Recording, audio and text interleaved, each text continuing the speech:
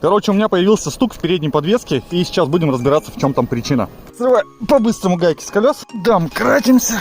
Скинули и закидываем обязательно под машину. Теперь смотрим. Рулевые в порядке. Суппорт у нас не брякает. Скоба тоже. Смотрим нижнее крепление стойки стабилизатора. Оно нормальное. И в сайлентблоке сидит крепко. А вот теперь наблюдаем на верхнее крепление стойки стабилизатора.